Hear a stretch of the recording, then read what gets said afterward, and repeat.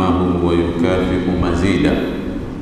يا ربنا لك الحمد كما ينبغي لجليل وجهك وعظيم سلطانك، وأشهد أن لا إله إلا الله وحده لا شريك له، لا إله غيره ولا رب سواه، وأشهد أن سيدنا محمدًا عبده ورسوله. اللهم صل وسلم على رسولنا محمد صلاة تخرجنا بها من ظلمات الوهم وتكرمنا بنور الفهم وتوضح لنا ما أشكل حتى يفهم، إنك تعلم ولا نعلم وأنت علام الغيوب. ثم أما بعد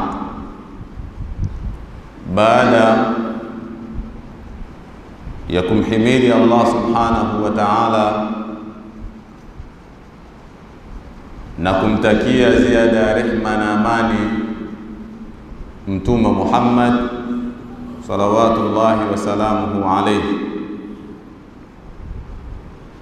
kazi ya viongozi wa dini ni kumtumikia Allah subhanahu wa ta'ala, na katika kumtumikia Allah subhanahu wa ta'ala hawa viongozi wa dini wanakusudia kwa utumishi huo uliotukuka kutafuta radhi za Allah subhanahu wa ta'ala, sio kutafuta ridhaa ya viongozi au kutafuta ridhaa ya jamii. Kutafuta radhi za nani? Za Allah subhanahu wa ta'ala. Na ndio maana ndani ya Qur'an Allah subhanahu wa ta'ala anamtahadharisha Mtume Muhammad, anamwambia fahdharhum an yaftinuka an ba'dhi ma anzala Allahu ilayk. Fahdharhum, ewe Mtume Muhammad, chukua tahadhari zote za lazima. An yaftinuka, watu wawe viongozi ama raia wasije wakakutoa katika reli. An yaftinuka an ba'dhi ma anzala Allahu ilayka, wasije wakakufitinisha, wakakutumia, wakakutoa katika mrengo ambao Allah subhanahu wa ta'ala ameushusha. Ametaka mrengo huo ndio uwe roadmap, uwe ndio njia ya kuwafikisha watu kwake. Kwa hiyo kazi ya viongozi wa dini ni kumtumikia Allah subhanahu wa ta'ala na kutafuta radhi zake. Inapotokea mtu ambaye ana sifa ya kuitwa kiongozi wa dini akatumia nafasi ama ule utumishi wake kwa Allah subhanahu wa ta'ala kwa ajili ya manufaa ya wachache, kwa ajili ya kukifurahisha kikundi fulani, hapa kiongozi wa dini anakuwa katoka katika ule mrengo wa Allah subhanahu wa ta'ala. Kwa nini? Fahdharuhum, usije ukaingia katika mtego wa viumbe ukawatumikia viumbe ukaacha kunitumikia mimi.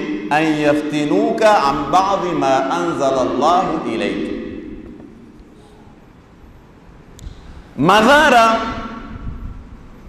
ya kiongozi wa dini kutotekeleza wajibu wake kama alivyoagizwa na Allah subhanahu wa ta'ala, madhara yake ni yapi? Ni kwamba ule utumishi wake unakuwa sio wa Mungu wake na hao aliyowatumikia.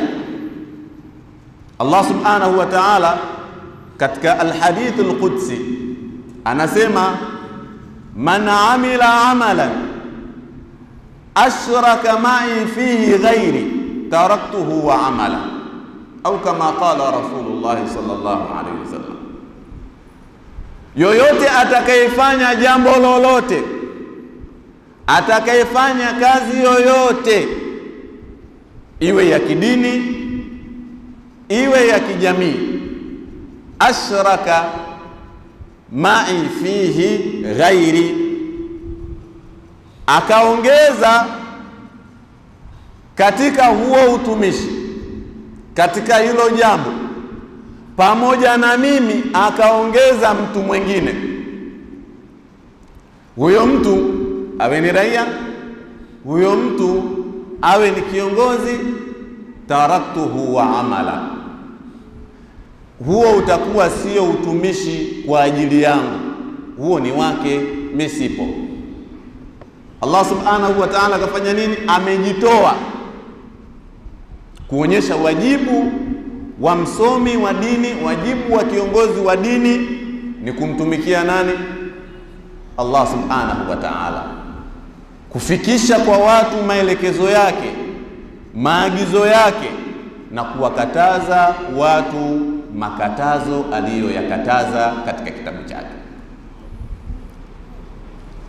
Na katika kufikisha, hatakiwi huyu anayefikisha kuwa na hisia za kuogopa yoyote katika viumbe. Huyu kiumbe awe katika nafasi yoyote, nafasi ya kawaida au nafasi fulani, huyu mfikishaji hatakiwi kuwa na hisia ya uoga. Allah subhanahu wa ta'ala ndani ya Qur'ani anasema, alladhina yuballighuna risalati llah wa yakhshawna wa la yakhshawna ahadan illa Allah. Sallu ala al-habib Muhammad. Alladhina yuballighuna risalati llah, wale ambao wanafikisha message, jumbe za Allah subhanahu wa ta'ala, wa yakhshawnahu, na wanayemuogopa ni Allah subhanahu wa ta'ala, wala yakhshawna ahadan illa Allah, illa Allah, hakuna wanayemuogopa isipokuwa Allah subhanahu wa ta'ala. Na ndiyo maana ukirejea katika historia utakuta wengi katika viongozi wa kidini au wasomi wa dini, mahusiano yao na baadhi ya watawala wa kipindi kile hayakuwa mahusiano mazuri. Al-Imam Shafi'i alayhi rahmatullah, kifo chake sababu yake ni kupigwa, ni adhabu aliyokuwa amepewa, ameadhibiwa kwa kupigwa al-Imam Shafi'i alayhi rahmatullah. Wapo viongozi waliofungwa, wapo viongozi wengine hata mtihani kutaja hatima yao, lakini walikuwa wanatekeleza wajibu gani? Alladhina yuballighuna risalati llah wa yakhshawna wa la yakhshawna ahadan illa Allah. Huu ujumbe wa Mwenyezi Mungu uko hivi mweupe kabisa. Madhara ya kumwacha Allah subhanahu wa ta'ala na kuwatanguliza viumbe katika macho yetu, madhara yake ni yapi? Tunapoteza heshima aliyotuvisha Allah subhanahu wa ta'ala. Haya ndiyo madhara yake. Mmoja kati ya viongozi wa tariqa, na tariqa hii inaitwa at-tariqa al-qassariyya, wengine wanaita at-tariqa al-malamiyya au at-tariqa al-malamatiyya, alipoulizwa ma balu kalami salafi anfa'u min kalamina, mbona maneno ya waliotangulia yana athari kuliko maneno yetu? waliotangulia maneno yao yalikuwa yanapenya, yanaacha athari kubwa katika mioyo ya waumini. Mbona waliotangulia maneno yao yalikuwa na athari kuliko maneno yetu? Angalieni haya majibu. Akataja sababu ngapi? 3. Kwa nini waliotangulia maneno yao yalikuwa na athari kwa jamii? Na kwa nini sisi tuliokuwepo hivi sasa maneno yetu hayana athari kwa jamii? Akasema li'annahum takallamu li'izzi al-islam. Waliotangulia walizungumza kwa ajili ya kutafutia heshima Uislamu, kuheshimisha Uislamu.